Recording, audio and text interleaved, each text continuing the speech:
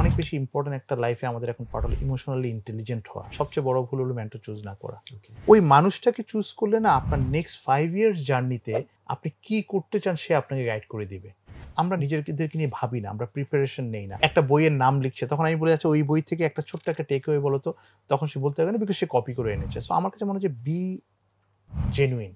We don't know how to talk, we don't know how to write, we don't know how to give a speech. Supervisor থেকে মেন্টরিংটা নিতে হবে এই কারণে because আপনার সুপারভাইজারই জানে যে আপনার থেকে তার এক্সপেকটেশন কি অ্যান্ড কিভাবে পারফর্ম করলে আপনি বেটার করতে পারবেন। আমরা কিন্তু কখনো কোম্পানি লিভ করি না, বস লিভ করি। আপনার ইমিডিয়েট সুপারভাইজার যদি ভালো মেন্টর না হয়, আপনাকে পজিটিভলি গ্রো না করে leave the place. I am sorry, আমি খুব স্ট্রেট ফরওয়ার্ড কথাটা বলবো।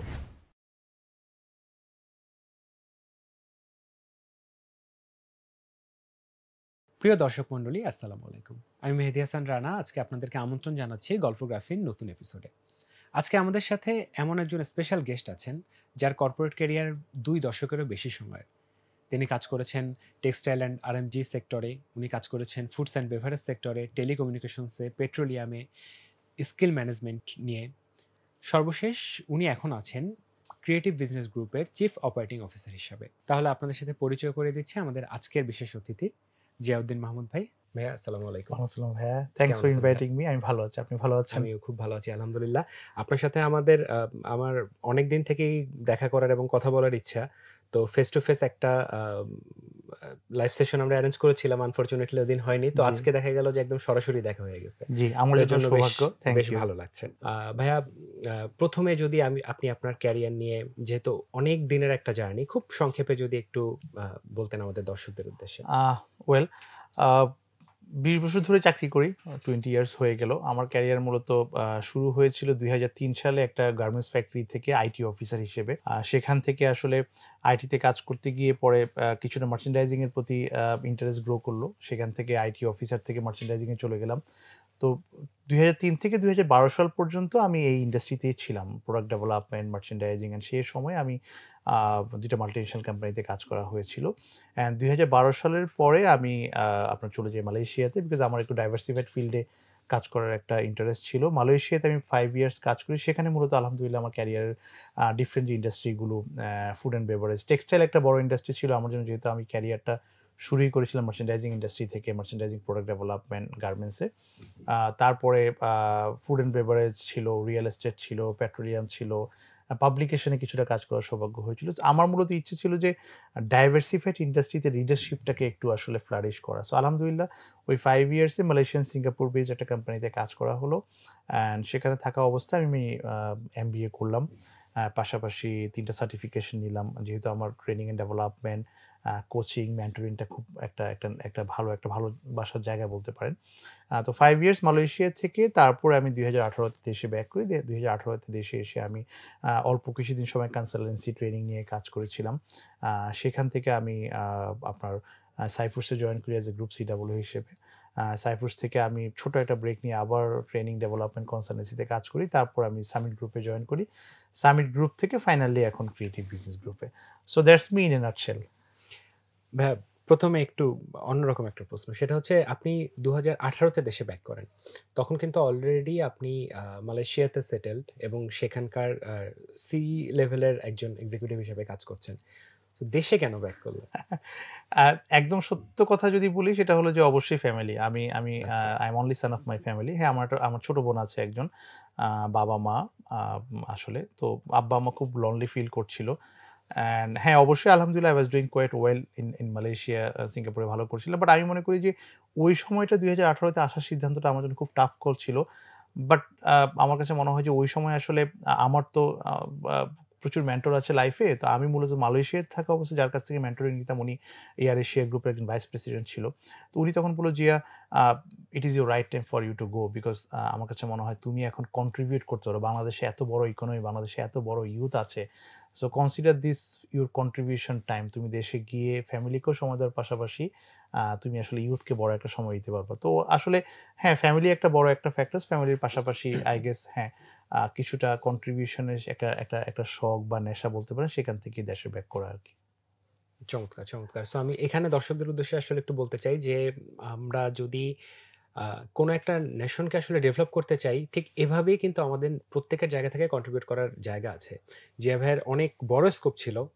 উনার ক্যারিয়ার অলরেডি সেটেলড। উনি টপ ম্যানেজমেন্টে কাজ করছেন একটা মাল্টিন্যাশনাল কোম্পানিতে। সেখান থেকে উনি জাস্ট দেশের ইয়ত প্রজন্মকে কিছু মানে কোনো না কোনোভাবে কন্ট্রিবিউট করার জন্য কিন্তু উনি দেশে চলে এসেছেন। সো ভাইয়া, আপনার মেন্টরিং শব্দটা যেহেতু এখানে উঠে আসলো এবং আপনার মেন্টরের কথা আপনি বললেন। সো মেন্টরিংকে আপনি আসলে বেসিক্যালি মানে শেষ পর্যন্ত আপনার পেশা হিসাবে কেন বেছে নিলেন? আহ, মেন্টরিং এখনো আসলে পেশা বলবো না, যেহেতু পেশাগতভাবে আমি এখনো একটা সি স্যুট হুম, হুম, হুম। জব করি। মেন্টরিংটা নেশা বলতে পারেন, আচ্ছা। অ্যান্ড নেশা অ্যান্ড প্যাশন বলতে পারেন। অ্যান্ড ওই যে কমিটমেন্টের কথা বললাম যে জি। অবশ্যই এটা একটা বড় একটা কমিটমেন্টের জায়গা। আমাদের সবার জায়গা থেকে আমাদেরকে আসলে মেন্টরিংটা করা উচিত। বাংলাদেশের যে পরিমাণে ইমেন্স পটেনশিয়ালিটি আমাদের ইয়ুথদের ভিতরে আছে, আমরা আসলে ডেমোগ্রাফিক ডিভিডেন্ডের কথা বলছি। আমাদের আপনার 29% পপুলেশন বিলো 15 বছর এইজের নিচে আছে এখন। তার মানে অনেক বড় একটা জনসংখ্যা জনশক্তিতে রূপান্তরিত হওয়ার একটা সুযোগ আছে। আমরা বাংলাদেশে প্রচুর আপনার বেকারত্ব নিয়ে কথা বলি। প্রচুর কথা বলি আমাদের আ গ্র্যাজুয়েট বেকারদের নিয়ে কথা বলি। আমাদের এখনো পর্যন্ত ছেলেমেয়েরা অনেক বেশি, আমি বলব যে ডেস্টিনেশন লেস ভাবে ঘুরছে। ওই জায়গা থেকে আসলে আমার কাছে মনে হয় যে মেন্টরিং এর অনেক বেশি একটা বড় একটা ভূমিকা আছে। আ আমি সহ আমাদের অনেক ইন্ডাস্ট্রি কলিগরা মেন্টরিং করছেন। টার্মটা হতে পারে আসলে এভাবে কেউ অনেকে বলেন না, বা টার্মটার সাথে আমরা নতুনভাবে পরিচিত হচ্ছি। বাট মেন্টরিংটা তো আসলে আদিকাল থেকে হয়ে আসছে। মানে আমার বাবা-মাও আমাকে মেন্টরিং করছে, আমার বড় ভাইও মেন্টরিং করছে, আ আমার ফ্যামিলি মেম্বারও মেন্টরিং করছে। আমি যেখানে জব করছি আমার আমার সিনিয়র কলিগও মেন্টরিং করছে। তো আমার কাছে মনে হয় যে ওই যে কমিটমেন্টের সোশ্যাল কমিটমেন্টের জায়গা থেকে পাশাপাশি যেহেতু আমার লার্নিং অ্যান্ড ডেভেলপমেন্ট কোচিংটা আমার একটা বড় একটা প্যাশনের জায়গা। অ্যান্ড প্রত্যেকটা লিডারশিপের জায়গা থেকে প্রত্যেকটা লিডারকে কোচ হওয়াটা ফান্ডামেন্টাল রেসপনসিবিলিটি। তো বিং এ আ লিডারশিপ জার্নিতে একটা অর্গানাইজেশনের বিজনেসকে ড্রাইভ করতে গেলে আমি যখন অনেকগুলো মানুষের সাথে মিশতে শুরু করলাম, কাজ করতে শুরু করলাম, তখন দেখলাম যে লিডারশিপ সাকসেস এর পিছনে মেন্টরিং এন্ড কোচিংটা ওতপ্রোতভাবে জড়িত। সো কোনো না কোনোভাবে চাকুরি বলেন, ব্যক্তিগত নেশা বলেন, সোশ্যাল কমিটমেন্ট বলেন, সবকিছুর সাথেই আসলে মেন্টরিংটাকে ওতপ্রোতভাবে আমার সাথে নিয়ে আগানো আরকি। আচ্ছা। সো এইজন্যই কি আপনার বই মেন্টরস ব্যাকপ্যাক এসেছে? হ্যাঁ, আসলে মেন্টরেট ব্যাকপ্যাক এর কথা যদি বলি, এটা আসলে ৪ বছর ধরেই লালন করছি। আমি আসলে বইতেও লিখেছি, আমি নিজেকে কখনো অথর হিসেবে দাবি করি না। এটা অনেক বড় একটা, মানে কি বলবো, যে স্পর্ধা করার মতো ব্যাপার। কিন্তু আমি চেয়েছি যে আসলে এই টার্মটার সাথে মানুষ পরিচিত হোক। মেন্টরিং টার্মটা মানুষ জানুক। আমাদের এই সচেতনতাটা তৈরি হোক আমাদের ভিতরে, যে আমাদের প্রত্যেকটা মানুষের লাইফে একজন গাইড বা মেন্টর বা কোচের দরকার হয়। কারণ দেখেন, প্রত্যেকটা দেশের পৃথিবীর সেরা খেলোয়াড়দের একজন করে কোচ আছে। সচিন টেন্ডুলকার বলেন, সাকিব আল হাসান বলেন, আপনার রোনালদো থেকে শুরু করে মেসি। প্রত্যেকটা বেস্ট প্লেয়ারেরও কিন্তু একটা করে কোচ থাকে। সো মেন্টর এন্ড কোচের কনসেপ্টটা আব এভাবেই এসছে যে প্রত্যেকটা মানুষ তার জায়গা থেকে বেস্ট অফ দ্য বেস্ট কিভাবে করতে পারে। তার প্রত্যেকটা মানুষ কিন্তু আশরাফুল মাখলুকাত। তার ভিতরে ইম্মেন্স পটেনশিয়ালিটি আছে। কিন্তু এই পটেনশিয়ালিটি গুলোকে আমরা সবসময় নিজে খুঁজে বের করতে পারি না। আমাকে যখন বাহির থেকে একটা মানুষ দেখে, তখন আমার ভিতরে পটেনশিয়ালিটি গুলোকে জাজ করতে পারে। তখন আসলে একটা মেন্টর আসলে মেন্টরের ভূমিকায়, কোচের ভূমিকায় তাকে গাইড করতে পারে, তোমার এই জায়গাগুলো আরো ভালো করার সুযোগ আছে। এই জায়গাগুলোতে একটু কারেকশন করলে তুমি আরো অনেক বেশি ভালো করবা। কোনো জায়গাতে হয়তো আমরা ডিমোটিভেটেড ফিল করি, তাকে পজিটিভলি মোটিভেট করা।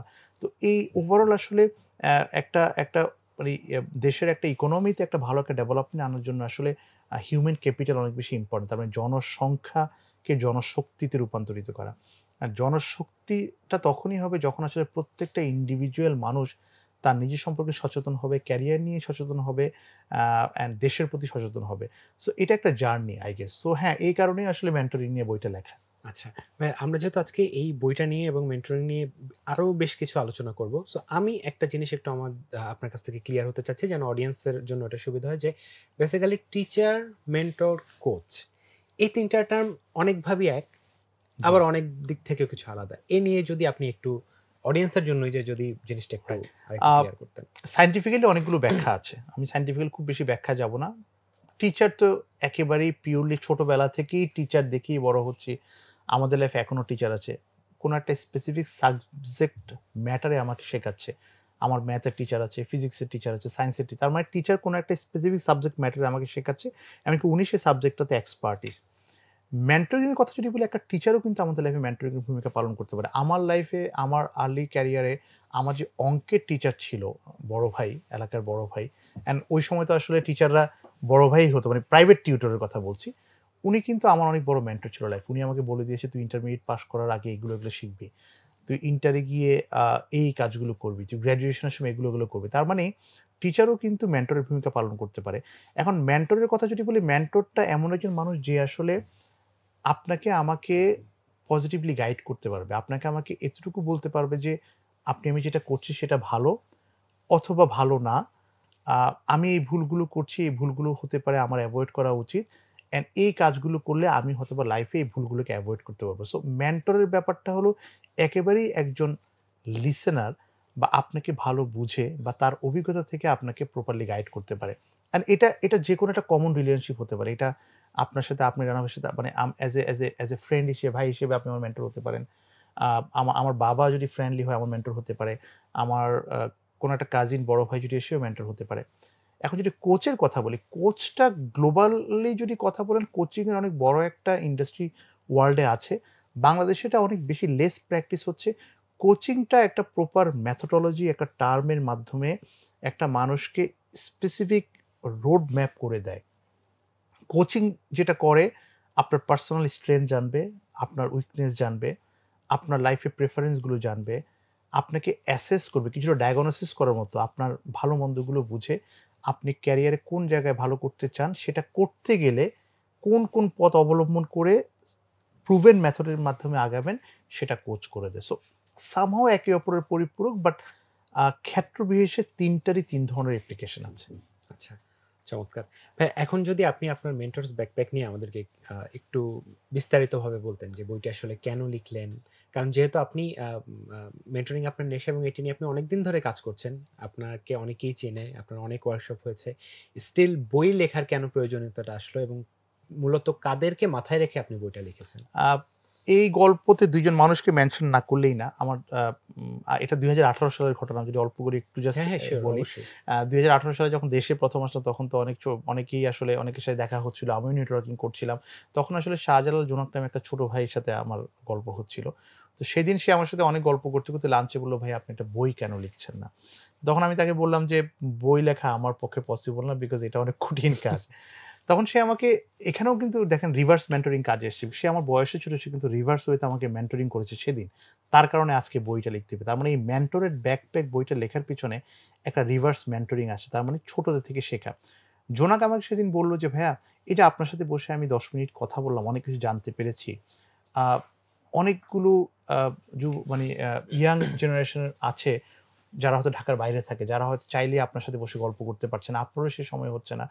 বই একটা মাধ্যম যেখানে আপনার মেন্টরিংটা বইয়ের মাধ্যমে সারা বাংলাদেশ, সারা পৃথিবীতে ছড়িয়ে দেওয়া সম্ভব। তো আপনি সামাজিক দায়বদ্ধতার খাতিরে হলেও মেন্টরিং নিয়ে বা মেন্টরিং কিভাবে করবেন সেটা নিয়ে আপনি একটা বই লেখেন।" তো জোনাকের একটা ইন্সপায়ারেশন সেদিন আমাকে মনে হলো যে আমার ভিতরে একটা দায়িত্ববোধটা বাড়িয়ে দেয় যে, না আসলে আমার লিখা দরকার। কারণ আমি আসলে চাইলেও সবার কাছে যেতে পারব না, সবাইকে সময় দিতে পারব না। কিন্তু একটা বই হতে পারে তার জন্য একটা, মানে কি বলবো, ওয়ে ফরওয়ার্ড একটা মেন্টর হিসেবে। অ্যান্ড পাশাপাশি আসে আমার এই বইয়ের যেই পাবলিশার অদম্য প্রকাশের যেই আ মানে মানে কি মালিক ডিউক নাজিব, ভাই। ডিউক, হুম। সেও আমাকে ওই ঠিক তার কিছুদিন পরেই বলল যে, "ভাইয়া, আপনি একটা বই কেন লেখেন না? আপনি তো প্রচুর গল্প যখন করেন, আপনার সাথে গল্প করতে ভালো লাগে। আপনার যে গাইডেন্স গুলো মনে হয় যে আসলে এটা ক্যারি করার মতো।" তো তখন ওই যে জোনাকের আ এ একটা ইন্সপায়ারেশন, নাজিবের একটা সাহস, ২ টা মিলিয়ে আসলে বইটা করা। আচ্ছা। অ্যান্ড আমি চেষ্টা করেছি বইটাকে আসলে একটু আগে আপনার সাথে গল্প হচ্ছিল যে জি। আমাদের অ্যাটেনশন স্পান নিয়ে। যে পৃথিবীতে সবচেয়ে কম অ্যাটেনশন স্পান হলো গোল্ডফিশের, অ্যাকুয়ারিয়ামের যেই গোল্ডফিশ। রিসেন্ট স্টাডিতে বলছে ওই অ্যাটেনশন স্পান ৭-৮ সেকেন্ড গোল্ডফিশের থাকে। তার থেকে কম অ্যাটেনশন স্পান এখন আমাদের মানুষদের। ৫-৬ সেকেন্ডের ভিতরে আমরা। তার মানে আমরা এত বেশি ফোকাস ডিস্ট্রাকশন এ ভুগি, আমরা কোন কিছুতে ফোকাস হতে পারি না। তো সে জায়গা থেকে আমি চেষ্টা করেছি যে বইটাতে খুব অল্প করে স্টোরি দেওয়ার জন্য। যে লেটস সে, যেহেতু বইটার নাম দিয়েছি মেন্টরেট ব্যাকপ্যাক, তার মানে কোন একটা মানুষ যদি বইটাকে যেকোনো একটা লেজার টাইমে বসে একটা চ্যাপ্টার পড়ে, কোন একটা চ্যাপ্টার হতাশা নিয়ে, হয়তোবা হতাশা নিয়ে তার মাইন্ডসেটটা কি, বা সে পজিটিভলি কিভাবে হতাশাকে ট্যাকেল করবে সেটা সম্পর্কে পড়া হয়ে যেত। এমন করে অনেকগুলো গল্প আছে। মেন্টর চুজ করার ব্যাপারে কি জিনিস কিভাবে আপনি আপনি মাথায় রাখবেন? কেন মেন্টর আপনার লাইফে দরকার? অ্যান্ড অবভিয়াসলি অনেক বেশি ইম্পোর্টেন্ট একটা লাইফে আমাদের এখন পার্ট হলো ইমোশনালি ইন্টেলিজেন্ট হওয়া। আমাদেরকে আ আ ইমোশনালি ইন্টেলিজেন্ট হওয়াটা অনেক বেশি গুরুত্বপূর্ণ ব্যক্তিগত আ সাকসেসের জন্য। তো ইমোশনাল ইন্টেলিজেন্স নিয়ে কিছু লেখা। তো ৪ টা ভাগে ভাগ করেছি। নাম্বার 1 হলো মেন্টরিং নিয়ে কথা বলেছি। কিভাবে মেন্টর চুজ করবেন? যেটা বললেন যে মেন্টর, কোচ, টিচারের ভিতরে পার্থক্যটা কি? ইমোশনাল ইন্টেলিজেন্স নিয়ে কথা বলেছি। কিভাবে আপনি নিজেকে বুঝবেন? কিভাবে অন্যকে বুঝবেন? কিভাবে সমাজকে বুঝবেন? এটা ব্যক্তিগত সার্থকতার জন্য অনেক বেশি ইম্পোর্টেন্ট। অ্যান্ড তৃতীয়ত লাইফের ডিফারেন্ট স্টেজে আমি ছোটবেলা থেকে মধ্যবিত্ত পরিবারের সন্তান হিসেবে যে প্রবলেমগুলো ফেস করে এসেছি, সেই প্রবলেমগুলোকে পজিটিভ দৃষ্টিভঙ্গি দিয়ে কিভাবে আপনি আপনি ফেস করবেন। অ্যান্ড সবার লাস্টে লাইফের খুবই কমন কিছু ফিলসফি দিয়ে বইটা শেষ করেছি। সো আমি চেষ্টা করেছি যে বইগুলো একেকটা চ্যাপ্টার একেকটা ছোট স্টোরি টেলিং দিয়ে যেন হয় আরকি। বাহ! চমৎকার। ভাইয়া আপনার তো মানে ১ম এ যেটা বলেছিলাম যে দীর্ঘ ২ দশকের বেশি আপনার এক্সপেরিয়েন্স। তারপরও ডেফিনিটলি এই বইটি লেখার সময় আপনি নতুন করে আরো কিছু স্টাডি করেছেন। সো সেই আ এখান থেকে আপনার এক্সপেরিয়েন্স প্লাস স্টাডি এত বড় একটা মানে ভান্ডার থেকে যদি একটু বলেন, এখন যারা ফ্রেশার বা যারা গ্র্যাজুয়েট তারা যে বিভিন্ন জবের ক্ষেত্রে বা তাদের স্টাডির ক্ষেত্রে, হ্যাঁ? তারা যে বিভিন্ন যে কোন টাইপের ভুলগুলো আসলে বেশি করছে তারা হয়তো বুঝতেও পারছে না যে তারা ভুল করছেন। সো এই জায়গার কোনগুলো তাদেরকে যদি আপনি অ্যাজ এ মেন্টরই যদি বলতে চান যে তোমরা এগুলো করো না বা খুব সংক্ষেপে যদি সংক্ষেপে না এক্সাক্টলি যদি বলি যে বেসিক ২ টা বা ৩ টা মোস্ট ইম্পোর্টেন্ট পয়েন্ট যদি একটু বলেন। ঘুরে ফিরে কনটেক্সট মানে কনটেন্ট নিয়েই কথা বলি। সবার আগে নাম্বার 1 হলো সবচেয়ে বড় ভুল হলো মেন্টর চুজ না করা। ওকে। আ আপনার যদি লাইফে একটা মেন্টর থাকে এমনকি যেই হোক সে আপনার বড় ভাই, সে আপনার আপনার স্কুলের টিচার, আপনার প্রাইভেট টিউশনের টিচার হতে পারে, আপনার কোনো কাজিন হতে পারে, অ্যালামনাই হতে পারে ইউনিভার্সিটির। ওই মানুষটাকে চুজ করলে না আপনার নেক্সট 5 ইয়ার্স জার্নিতে আপনি কি করতে চান সে আপনাকে গাইড করে দিবে। বা আচ্ছা। সে আপনাকে কোয়েশ্চেন করবে। আমরা সবচেয়ে বড় ভুল করি, আমরা কারো গাইডেন্স এ থাকি না, কারো মেন্টরিং এ থাকি না। আজকে যদি যেটা বলে greatest of all time player যারা, যাদের কথা বললাম একটু আগে, ওরাও যদি কোচিং এর বাইরে থাকে ওনারাও কিন্তু বেস্ট পারফরম্যান্স দিতে পারবে না। ইটস অল অ্যাবাউট ম্যাথ এর মতো। আপনাকে সবার আগে একজন মেন্টর চুজ করতে হবে। এমনকি সেই মেন্টর আপনাকে বলে দিবে যে আপনি একাডেমিক্যালি কিভাবে ভালো করবেন। একাডেমিক থেকে আপনি কি জবে যাবেন না বিজনেসে যাবেন। কোনটাতে গেলে কিভাবে কখন কি করতে হবে সেটা। নাম্বার 2 সবচেয়ে বড় যে ভুল আমাদের ইয়াং জেনারেশনরা এখন করে গ্র্যাজুয়েট হওয়ার আগে বা পরে, আমরা নিজেদেরকে নিয়ে ভাবি না। আমরা প্রিপারেশন নেই না। এটা ইন্টারভিউ দিতে বলেন, ইন্টারভিউ দিতে যাওয়ার সময় বলেন বা যেকোনো একটা জবের প্রিপারেশন এর কথা বলেন। আ এটা আসলে খুব কঠিন একটা সত্য কথা। আমি খুব বেশি পরিমাণ ফেস করেছি রিসেন্ট ডেইজ এ ইন্টারভিউ নিতে গিয়েও। আমাদের ছেলেমেয়েরা সিভিটা পর্যন্ত ঠিকমতো লিখে না। বা সিভির কনটেন্ট এ কি আছে? এত বেশি কপি পেস্ট করে। কপি করার সময় দেখা গেছে যে বইয়ের কথা লিখছে মাই হবিস রিডিং এই একটা বইয়ের নাম লিখছে। তখন আমি বলি, "আচ্ছা ওই বই থেকে একটা ছোট্ট একটা টেক অ্যাওয়ে বলো তো?"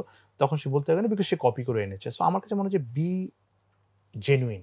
আপনি আপনার সিভিটা নিয়ে যখন যাবেন তখন সিভিতে জেনুইন জিনিসগুলোকে পুট করেন অ্যান্ড সবার আগে নিজেকে নিয়ে ভাবেন কিভাবে একটা ইন্টারভিউ বোর্ডে নিজেকে ফেস করবেন। ইন্ডাস্ট্রিটাকে সিলেক্ট করেন যে কোন ইন্ডাস্ট্রিতে আপনি ভালো করতে চান। আপনি যদি বিজনেস ভালো বুঝেন তাহলে মার্কেটিং ভালো বুঝেন তাহলে মার্কেটিং এর চাকরিটা আগে খুঁজেন। যদি ম্যাথ ভালো বুঝেন তাহলে এটলিস্ট ফাইন্যান্স অ্যাকাউন্টস এর চাকরিগুলো আগে খুঁজুন। কিন্তু আপনি আগে ডিসাইড করেন যে কোন এরিয়াতে আপনি এক্সপার্টিস ডেভেলপ করতে চান। Number 2 specialisation. নাম্বার 1 বললাম মেন্টর চুজ করেন। Number 2 subject matter. কোন সাবজেক্টে আপনি এন্ট্রি পয়েন্টে ক্যারিয়ার শুরু করবেন। ডে 1 এ সবগুলো ভালো পারবেন না। আমরাও পারিনি। আমরা এখন এই সময়ে এসে ব্যবসা পরিচালনা করতে গিয়ে প্রত্যেকটা ডিপার্টমেন্ট সম্পর্কে ধারণা রাখতে হচ্ছে। কাজ শিখেছি। কিন্তু ক্যারিয়ারের আর্লি স্টেজে কিন্তু আমি আইটি অফিসার ছিলাম, মাথায় রাখবেন। আইটিতে ভালো পারতাম। হুম। তারপরে সেখান থেকে চলে গেলাম মার্চেন্ডাইজিং এ, সেখানে প্রোডাকশন কোঅর্ডিনেশন ভালো পারতাম। তারপরে সেখান থেকে প্রোডাক্ট ডেভেলপমেন্ট এ গিয়েছি। সেখান থেকে মার্কেটিং। তার মানে ধীরে আপনাকে আগাতে হবে। একটা সাবজেক্ট ম্যাটার নিয়ে কিন্তু আগাতে। তার মানে একটা সাবজেক্ট ম্যাটার এক্সপার্ট হন যে আমি এই জায়গাটায় অনেক ভালো পারি, অন্য ১০ জন থেকে ভালো পারি। ইন্টারভিউ বোর্ডে যেন বলতে পারেন এই কথা। নাম্বার 3 সবচেয়ে বড় যে ভুলটা আমরা করি সেটা হলো কমিউনিকেশন স্কিল ডেভেলপ করি না। We don't know how to talk, we don't know how to right, we don't know how to give a speech. So এই যে পিপল স্কিলসটা অনেক বেশি ইম্পোর্টেন্ট। সো যদি রিপিট করি, পিক এ মেন্টর, একটা মেন্টর পিক করা ইম্পোর্টেন্ট। একটা সাবজেক্ট ম্যাটার এক্সপার্ট পিক করেন কোন সাবজেক্টে আপনি অনেক বেশি ভালো করবেন। নাম্বার 3 বেসিক কমিউনিকেশন বা সফট স্কিলটাকে আয়ত্ত করেন। চমৎকার। খুব সুন্দর করে বলেছেন ভাইয়া। এখন যদি আমরা আরেকটু পরের স্টেজে যাই, মানে আপনি আ এখন দেশের অন্যতম বড় একটা স্কিল ডেভেলপমেন্ট কোম্পানির সাথে আছেন। সো যারা তাদের ক্যারিয়ারের ২ বছর, ৩ বছর, ৫ বছর পার করে ফেলেছে, তাদেরও কি ডেফিনিটলি মেন্টরশিপের প্রয়োজন আছে না? অবশ্যই তো আছে। সো থাকলে তার অর্গানাইজেশনের ভিতর থেকে সেটা কিভাবে চুজ করতে পারে? বা অর্গানাইজেশনগুলো ধরে নেই যে এক্ষেত্রে আমাদের অডিয়েন্স হচ্ছে যারা কর্পোরেট লিডার আছেন বা যারা টিম লিড করছেন। সো তারা কিভাবে আসলে তাদের টিম মেম্বারদের মেন্টরশিপের জন্য কাজ করতে পারেন? বা আসলে দরকার আছে কিনা? আহ, আমাকে যেটা মনে হয় যে মেন্টরশিপটা আসলে এটা আসলে লাইফ লং জার্নি। আপনাকে সারা জীবন মেন্টরশিপের উপর থাকতে হবে। ওয়ার্ল্ডের অনেক বড় বড় আপনার অর্গানাইজেশনের ওনারদের চেয়ারম্যানদেরও মেন্টর আছে, ইভেন ওয়ারেন বাফেটেরও মেন্টর আছে। সো এটা এক কথায় একদম কনফার্ম যে আপনার আপনার আমার মেন্টর লাগবে। মিড লেভেল এক্সিকিউটিভদের জন্য যারা ২-৩ বছর পার হয়ে গিয়েছে এটা অনেক extremely crucial time, because entry level থেকে মিড লেভেল পর্যন্ত মোটামুটি কম বেশি একটু ভুল-টুল করে, কম বেশি ভালো-মন্দ করে, কাজকর্ম করে একটা জায়গায় যখন আসে তখন ৩ বছরের পর থেকে যে ডেজিগনেশন গুলো ক্যারি করার রেসপন্সিবিলিটি কিন্তু কিছু আরো বেশি বিজনেস ইমপ্যাক্টফুল ডিসিশন নিতে হয়। ওদেরকে আরো ক্রুশাল রোল প্লে করতে হয়। সেই জায়গা থেকে আসলে আপনার সবচেয়ে বড় মেন্টর হলো অবশ্যই আপনার সুপারভাইজার। তো সেক্ষেত্রে আমি বলব যে সুপারভাইজার যিনি তাকে নিজেকেও মেন্টরিং করা জানতে হবে। এমনকি পাশাপাশি আপনাকে আপনার সুপারভাইজার থেকে মেন্টরিংটা নিতে হবে এই কারণে বিকজ আপনার সুপারভাইজারই জানে যে আপনার থেকে তার এক্সপেকটেশন কি অ্যান্ড কিভাবে পারফর্ম করলে আপনি বেটার করতে পারবেন। অ্যান্ড সেই জায়গা থেকে অর্গানাইজেশনগুলোতে বর্তমানে বাংলাদেশে এটা রিসেন্টলি আমি সাধুবাদ জানাবো অনেক অর্গানাইজেশন এই প্র্যাকটিসটাকে এনেছে। আমরাও আমাদের অর্গানাইজেশন এই প্র্যাকটিসটা এনেছি। আমরা আসলে এখন যেটা করার চেষ্টা করছি আমাদের টপ প্ল্যান লিডারদেরকে মেন্টরিং এন্ড কোচিং এর আওতায় নিয়ে এসেছি।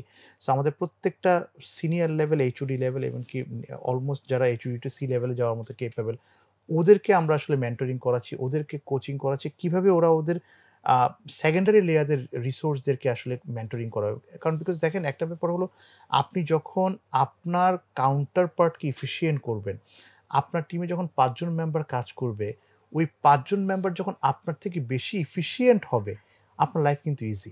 অনেক ইজি। আপনাকে সবার আগে যেটা করতে হবে সেটা হলো যে থ্রু মেন্টরিং অ্যান্ড কোচিং ওদেরকে এম্পাওয়ার করা, থ্রু মেন্টরিং অ্যান্ড কোচিং ওদের সাথে একটা ফ্রেন্ডলি রিলেশন তৈরি করা যেখানে ফিডব্যাক দেওয়া এবং নেয়া ২ টাকেই পজিটিভ থাকতে হবে। টিপিক্যাল বসিং কালচারটাকে উঠিয়ে দিয়ে একটা পিওর একটা মেন্টরিং অ্যান্ড কোচিং রিলেশনশিপের মাধ্যমে আপনাকে নেক্সট লেভেলে যেতে হবে। বিকজ আপনাকে ২-৩ বছরের পর থেকে আপনাকে সুপারভাইজারি স্কিল ডেভেলপ করতে হবে। আপনাকে স্টেক হোল্ডার কমিউনিকেশন একটা ডিপার্টমেন্টের সাথে আরেকটা ডিপার্টমেন্ট কিভাবে কমিউনিকেট করে, কিভাবে এই কাজটাকে আপনার উদ্ধার করে ওই ডিপার্টমেন্ট থেকে নিয়ে আসতে হবে। অনেক বেশি ডাইনামিক কাজ কিন্তু হয়। সে জায়গা থেকে অবশ্যই আপনার লাইফে যেহেতু আপনি প্রত্যেকটা ইয়ার একেকটা বছর একেকটা সিনিয়রিটির দিকে যাচ্ছেন। আপনি সিনিয়র এক্সিকিউটিভ থেকে ডেপুটি ম্যানেজার হবেন, সিনিয়র ম্যানেজার হবেন। এমনও হতে পারে আপনি খুব ভালো পারফর্ম করলে ডুয়াল প্রমোশন পাচ্ছেন। এই জায়গা থেকে proper subject matter mentoring important. এই একটা জায়গায় আমি বলব যে আপনার ইন্ডাস্ট্রি মেন্টর চুজ করেন। আপনার যদি ইমিডিয়েট সুপারভাইজার আপনাকে ভালো মেন্টরিং করে আলহামদুলিল্লাহ ইউ আর ভেরি লাকি। আপনার ইমিডিয়েট সুপারভাইজার যদি ভালো মেন্টর না হয়, আপনাকে পজিটিভলি গ্রো না করে leave the place. I am sorry আমি খুব স্ট্রেট ফরওয়ার্ড কথাটা বলব। Leave the place. মানুষ আসলে যেটা অলওয়েজ বলে আমরা কিন্তু কখনো কোম্পানি লিভ করি না, বস লিভ করি। সো আমি অ্যাজ এ বস আমি যদি এম্পাওয়ার্ড না করি আমার টিম মেম্বারকে, আমি যদি এনকারেজ না করি, আমি যদি তার ভুলগুলোকে কিভাবে পজিটিভলি ওভারকাম করবে সেটা ধরিয়ে না দিয়ে তাকে গাইড না করি, তাহলে কিন্তু আমি প্রপারলি ভালো লিডার না। সো মেন্টরিং এর জন্য আপনাকে আপনার সুপারভাইজারের কাছে যেতে হবে। পাশাপাশি ওই ইন্ডাস্ট্রিতে কারা খুব ভালো করছে ওদের সাথে কর্পোরেট নেটওয়ার্কিং করেন, বিভিন্ন ইভেন্টে গল্প করেন, ইভেন্টে যান, মিট করেন অ্যান্ড যেকোনো ১ জন বা ২ জনের আন্ডারে পিওরলি মেন্টরশিপে থাকেন। তবে হ্যাঁ, আপনাকে মেন্টরিং এন্ড কোচিং ২ টাই নিতে হবে। পাশাপাশি রিলেটেড ট্রেনিং প্রোগ্রামগুলো অ্যাটেন্ড করা, রিলেটেড বই পড়া, এটা একটা কমপ্লিট একটা ডিসিপ্লিন। আপনাকে পার্সোনাল মেন্টরিং এ যেতে হবে, আপনাকে হার্ভার্ড বিজনেস রিভিউ পড়তে হবে, আপনাকে ম্যাকেনজি ইন্টারন্যাশনালের রিসার্চগুলো পড়তে হবে, আপনাকে ওয়ার্ল্ড ইকোনমিক ফোরামের গ্লোবাল মার্কেট কি বলছে সেগুলো নিয়ে স্টাডি করতে হবে। পার্সোনাল এক্সিলেন্স এর জন্য বিভিন্ন বইগুলো পড়তে হবে। সো 360 ডিগ্রি আপনাকে প্রচুর ইনভেস্ট করতে হবে। এমনকি এটা খুব ভালো হয় যে একটা মেন্টর যে আসলে পুরো প্রসেসটা জানে সে যদি আপনাকে গাইড করে তার আন্ডারে থাকা। তো মেন্টরিং আপনাকে নিতে হবে। That's pretty obvious. ফেইলিউর নিয়ে আমার যেই মাইন্ডসেট সেটা হলো যে আ আমরা too much of time waste করি ফেইলিউর নিয়ে। এটা আমার লাইফের আপনি যদি আমার ফেইলিউর বলেন, আমার আমি ফেলিউর নিয়ে সময় নষ্ট করেছিলাম লাইফে একটা স্টেজে। এটা একটা গ্রেট আ আ লেসন। আমি আমি কোনো একটা সার্টেন স্টেজে হয়তোবা আমার বড় ফেলিউর কি ছিল? আমি আমি যখন এসএসসি পরীক্ষা দেই, বা আমার বেহেশতবাসী বাবা জান্নাতবাসী হয়ে গিয়েছেন গত বছর। তো আব্বা জানতেন যে আমি খুব ভালো স্টুডেন্ট না। আমার পড়াশোনা খুব বেশি আমাকে টানতো না। তখন আব্বার একটা চিন্তা ছিল যে ওরে কমার্স-টমার্স দিলে পারবে না। ওকে কোনরকম ঠিক আছে, ইউ বেটার আর্টস, একটু পড়ে-টরে পাস করতে পারবা। এট লিস্ট তুমি পড়াশোনাটা করো।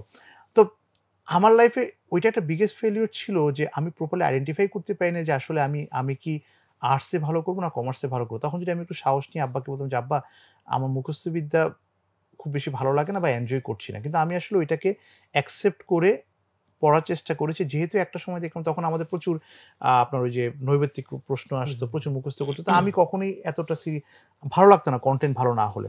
তো আমি কিন্তু এসএসসি পরীক্ষায় 2nd ডিভিশন পেয়েছিলাম। আমার রেজাল্ট ভালো ছিল না। That was my part of initial failure. And সেই ফেইলিউর থেকে আমার সবার আগে যে লার্নিং সেটা হলো যে আমাদের আর্লি স্টেজে আমাদের কথা বলা জানতে হবে। আমাদেরকে সামহাউ আমাদের মত প্রকাশ করাটা পজিটিভলি প্যারেন্টসদের সাথে, যে হ্যাঁ, আমাকে যদি আমার প্যারেন্টস যদি প্রেফারেন্স দেয় তুমি এটা করো। আমি যদি এটা ভালো ফিল না করি, কম্প্রোমাইজ না করে, প্যারেন্টস এর সাথে বেয়াদবি না করে প্যারেন্টসকে ফ্রেন্ডলি ম্যানারে কনভিন্স করা, নিজেকে সেল করতে পারা যে হ্যাঁ, আমি এটাতে ভালো না, আমার কাছে মনে হচ্ছে আমি এটাই ভালো করব, আমাকে সুযোগটা দেয়া যায় কিনা। তো আমি কিন্তু ঠিক সেম কাজটা করেছি ইন্টারমিডিয়েটে গিয়ে। তখন আমার এক বড় ভাই বলল যে, "তোর যেহেতু এসএসসিতে রেজাল্ট ভালো হয়নি অ্যান্ড ইউ সাউন্ডস তুমি কমার্স ভালো করবা, তুমি কমার্সটা নিয়ে পড়াশোনা করো।" তখন কিন্তু আমি একটা রাইট মেন্টরি নিয়ে কমার্সে পড়ি, কিন্তু আলহামদুলিল্লাহ বাকি সময়টা কিন্তু আমি কমার্স বেসড বিজনেস থেকে কিন্তু ভালো করতে পেরেছি। সো আমার লাইফে ১ম ফেইলিউর যেটা বলব যে আ নিজের স্ট্রেংথ না জানতে পারা। এটা সবার লাইফের ফেইলিউর। আমি আমার নিজের স্ট্রেংথটাকে আইডেন্টিফাই করি না যে কোনটা আমার স্ট্রেংথ, কোনটা আমার উইকনেস।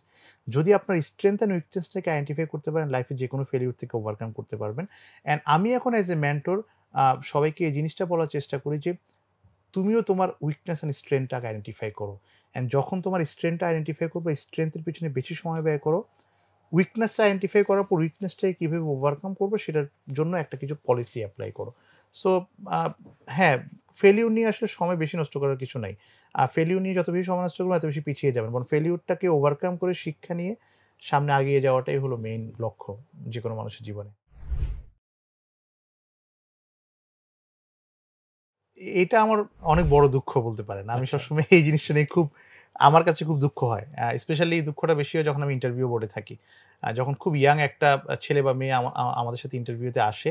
আমি আমি আমি মূলত খুব ফ্রেন্ডলি ম্যানারে ইন্টারভিউ নেই। আমি ইন্টারভিউ নেওয়ার সময় সবাইকে বলি যে, আ "ইউ শুডন্ট বি নার্ভাস।" তুমি নার্ভাস হইও না, বিকজ তুমি যদি নার্ভাস হও তাহলে তোমার পটেনশিয়ালিটিকে আমি বুঝতে পারব না। বিকজ একটা মানুষ যখন নার্ভাস হয় তখন তার ভালোটাকে আমরা আমরা বুঝতে পারি না। সে নার্ভাস হয়ে গুবলেট পাকিয়ে ফেলে। তো সবার আগে আমি যেটা করার চেষ্টা করি, তাকে খুব ফ্র্যাঙ্কলি ম্যানারে বলি যে, "তুমি তোমার বেস্টটা দিয়েই কথা বলো আমার সাথে। তুমি তোমার ফ্রি ফ্র্যাঙ্ক কথা বলো। তুমি যেটা পারো সেটাও বলো, যেটা পারো না সেটাও বলো, কিন্তু ফ্র্যাঙ্কলি বলো।" তো আমরা বেশিরভাগ সময় যেটা হয় কি, আমরা প্রচুর কোয়েশ্চেন করি ওকে। সে প্রত্যেকটা কোয়েশ্চেনের উত্তর দেয়। আমি খুব বেশি আগ্রহ হয়ে শুনতে চেষ্টা করি যে সে আমাকে একটা কোয়েশ্চেন করবে। কারণ কোয়েশ্চেনটা কি? আমি অনেককে জিজ্ঞেস করি যে, তোমার কি কোনো কিছু জিজ্ঞেস করার আছে?" সে বলে যে, "না স্যার।" মানে ভাবটা এমন যে কোনরকম উঠে গিয়ে ১ গ্লাস পানি খেতে পারলেই হয়। আমি এই কোয়েশ্চেনটা খুব বেশি চাই, বা আমি চাইবো আমি আমি আমার আর্লি স্টেজে করতে পারলে আমিও ভালো করতাম। যে কেউ আমাকে এই কোয়েশ্চেনটা করুক যে, "স্যার বা ভাইয়া, আমার তো আপনি ইন্টারভিউ নিলেন। আশা করি আমি ভালো করেছি বা খারাপ করেছি। এখন আমার জানা দরকার, এই যে আমি যদি এখানে সিলেক্টেড হই আপনার কোম্পানিতে, বা আমি যদি আপনার সাথে কাজ করি, আমি নেক্সট 3 ইয়ার্স এ আপনার থেকে কি শিখতে পারবো?" এই কোয়েশ্চেনটা আমাকে কেউ করে না। এটা আমার সবসময় একটা দুঃখ। আমি মনে করি যে এই কোয়েশ্চেনটা সবার করতে পারা উচিত। আপনি যখন কোথাও কোনো ইন্টারভিউতে যাবেন, কোথাও কোনো বিজনেস ডিলে যাবেন, শুধু আপনি কি দিবেন বা বিজনেস ডিলটা থেকে বড় কথা, আপনি আপনার সামনের মানুষকে জিজ্ঞেস করেন যে, "আমি নেক্সট 3 ইয়ার্স আপনার সাথে থাকলে আমি কি শিখতে পারবো?" আমি আমার প্রত্যেকটা কলিগকে বলি যে, "আমার সাথে তোমরা কাজ করার পর 3 ইয়ার্স পরে যদি আমাকে বলো যে, 'ভাইয়া, আপনার সাথে ৩ বছর থেকে আমি কিছু শিখিনি', এটা আমার বিগেস্ট ফেইলিউর আমার লাইফের।" সো আমি বলব যে, আ এই প্রশ্নটা আমি পাই না যে, আ আপনার সাথে থেকে বা আপনার কোম্পানিতে কাজ করে বা আপনার ডিপার্টমেন্টে কাজ করে আমি আমার নিজেকে কোথায় দেখতে পাবো?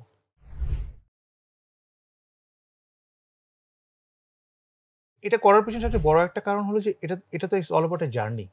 আপনি যদি কোন জব করেন, আপনি যদি কোন একটা পার্টনারশিপ এ আসেন, আপনাকে সবার আগে জানতে হবে যে একটা জার্নি তো মাত্র শুরু হয়। লেটস সে আপনি কোথাও যাবেন, মাত্র জার্নিটা শুরু করেন, জার্নিটা কিন্তু শেষ করেননি। সো আপনি যদি আমার সাথে কোনো একটা জবে ঢুকেন, কোনো একটা ডিপার্টমেন্টে কোনো একটা জবে ঢুকেন, আপনি যদি এন্ট্রি লেভেল হন বা আপনি যদি মিড লেভেল হন, আপনাকে সবার আগে এটা জানতে হবে যে নেক্সট ৩ বছর পরে আমি কোথায় যাচ্ছি।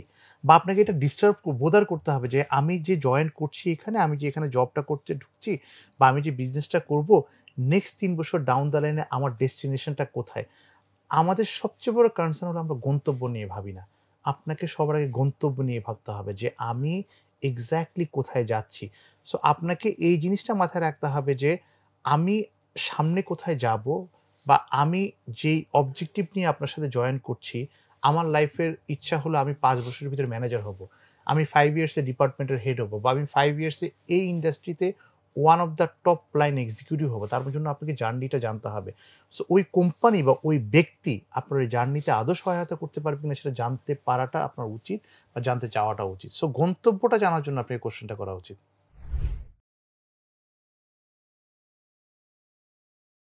ফ্র্যাঙ্কলি বললে বলব যে আ ডিফারেন্স নেই। আমি যা হতে চেয়েছি তাই হয়েছি। মাশাআল্লাহ। আলহামদুলিল্লাহ।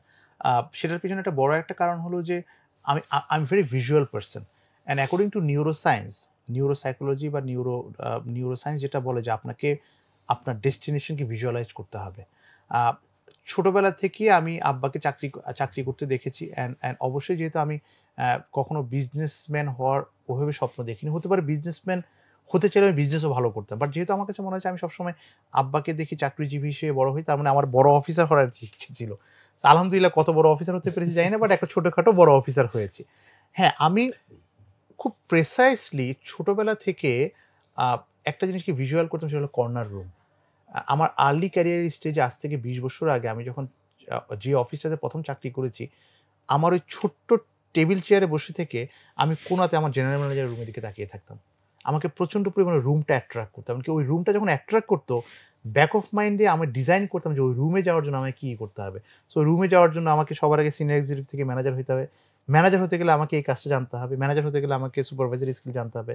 ম্যানেজার হতে গেলে আমাকে এই কাজগুলোতে এক্সপার্টিস হতে হবে। তারপর ম্যানেজার। ম্যানেজার হওয়ার পরে তারপর আমি নেক্সট লেভেলে যাব। So a I am very strong visual person and আজ থেকে ১৫ বছর আগে ফ্ল্যাশব্যাকে আমি যেই রুমটাকে ভেবেছি, by the grace of God, বাবা-মার দোয়ায়, আপনাদের সবার দোয়ায়, ভালোবাসায়, with a proven visually attract করে আমি আজকে এই জায়গায় আসতে পেরেছি। হ্যাঁ, যেহেতু আমি ডিজাইন করতে পেরেছিলাম, চেয়েছিলাম যে আমি ওই জায়গায় যাবো।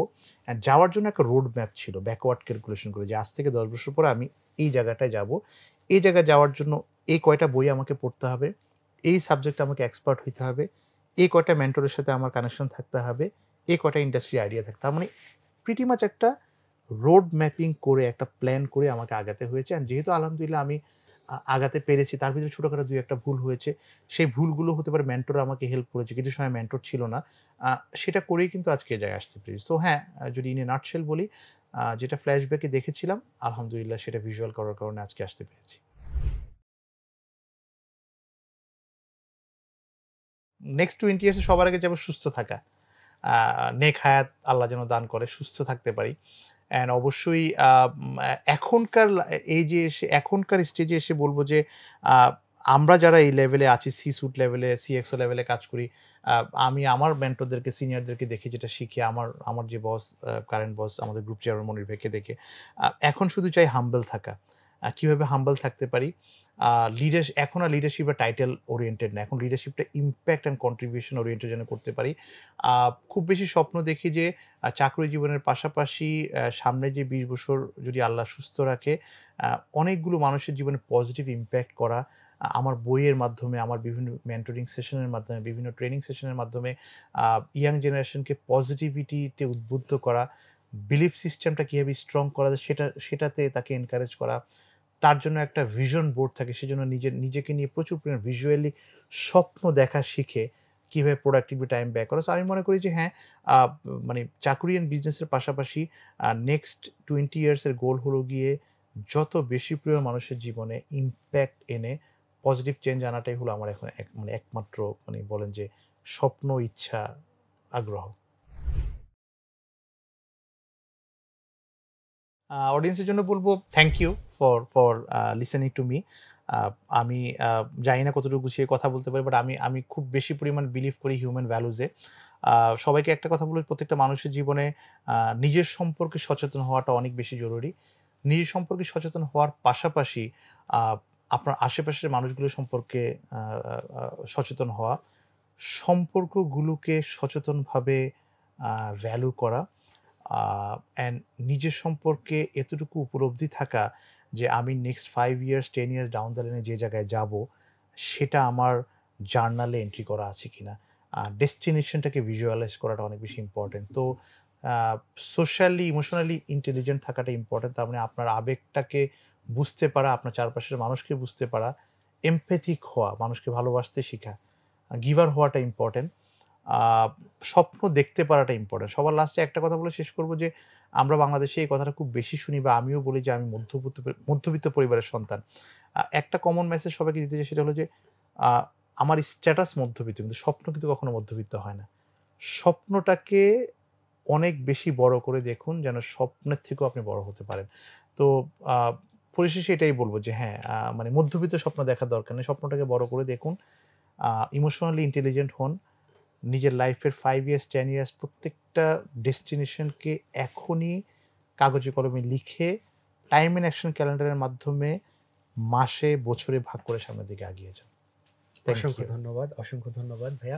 সুপ্রিয় দর্শক মণ্ডলী, আমাদের আজকের পর্ব আমরা এখানেই শেষ করছি। আশা করি এই এপিসোড থেকে আপনারা ডেফিনিটলি অনেক, অনেক কিছু লার্ন করতে পারবেন। সো আমি আপনাদেরকে অনুরোধ করব, আহ্বান জানাবো, এখান থেকে আমাদের টাইম স্প্যান তো থাকবেই, বাট স্টিল যতটুকু সম্ভব আপনারা এখান থেকে লার্নিং অপরচুনিটি নিতে পারেন। আজকের পর্ব এখানে শেষ করছি। আপনারা সবাই ভালো থাকবেন, আমাদের জন্য দোয়া করবেন। খুব শীঘ্রই আবার আসবো ইনশাআল্লাহ গল্পগ্রাফির নতুন এপিসোড নিয়ে।